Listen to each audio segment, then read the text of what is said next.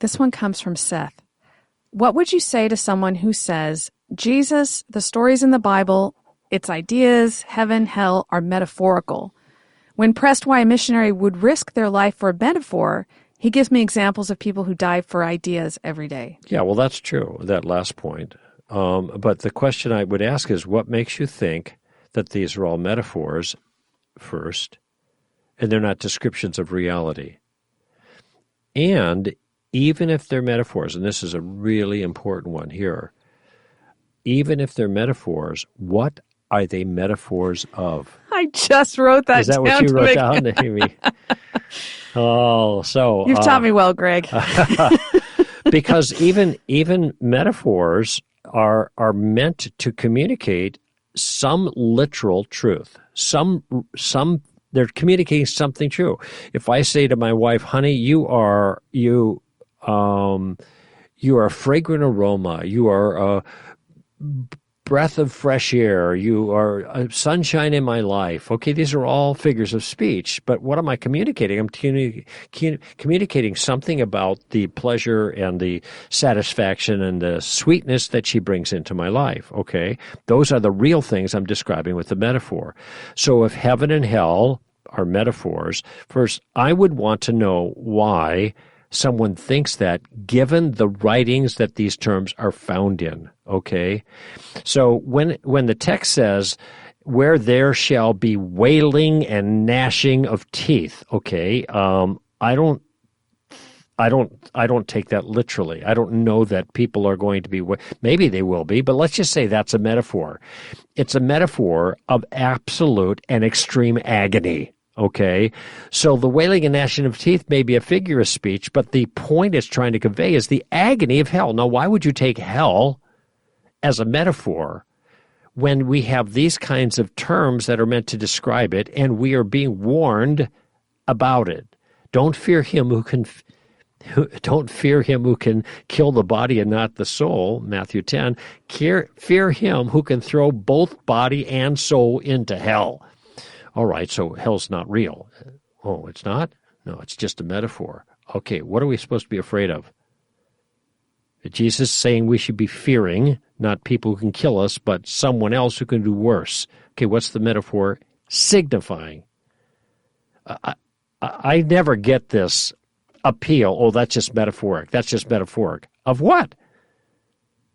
And why would you think that's just a mere metaphor and not signifying, well, in the case of hell is a real place, a real state of existence, if you will. If you don't want to say a place like it's a location, you know, like Houston, Texas, that's hell, man, in the summer.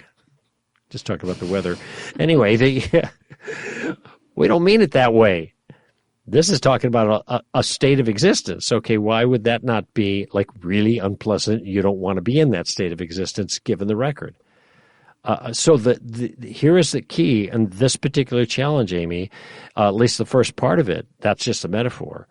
It's their job to demonstrate it's a metaphor. It's not our job to prove it's not, because they're making the claim, second step of the Columbo game plan.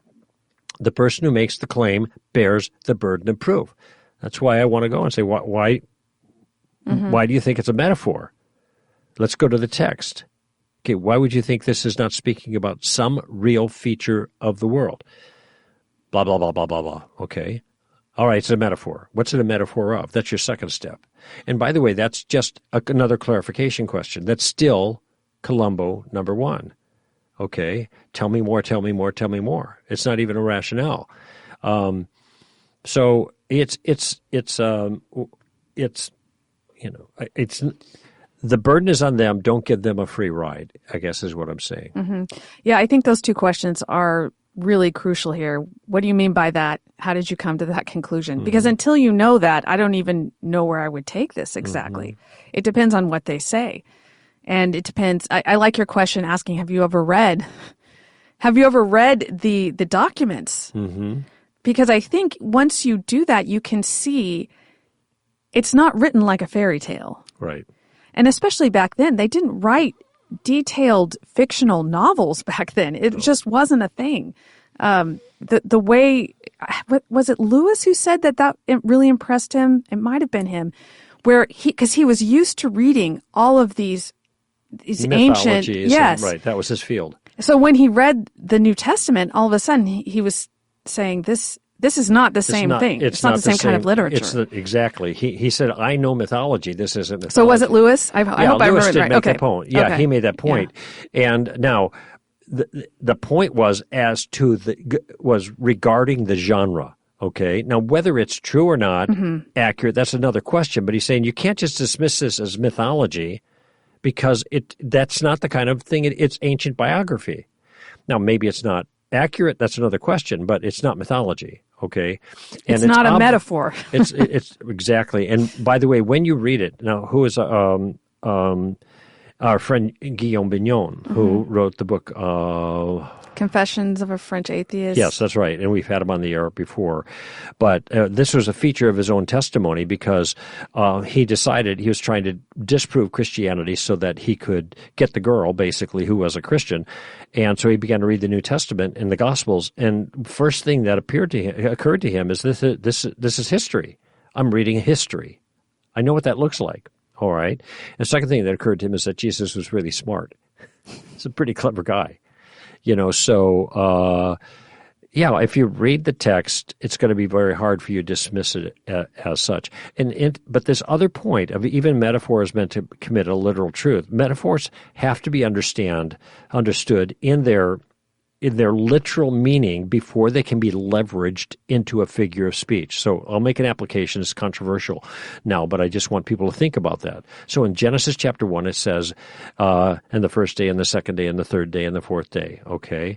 Or morning and evening, morning and evening, morning and evening, okay?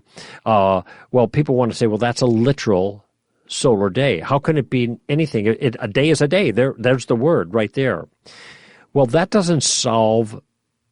Saying what the word day means, literally, yom, doesn't answer the question of whether this word is being pressed into service as a figure of speech.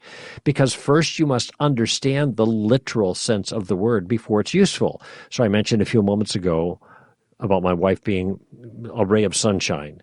Well, if you don't understand what a ray of sunshine actually is, in its literal sense, you cannot see the figurative way it's being used in this sentence.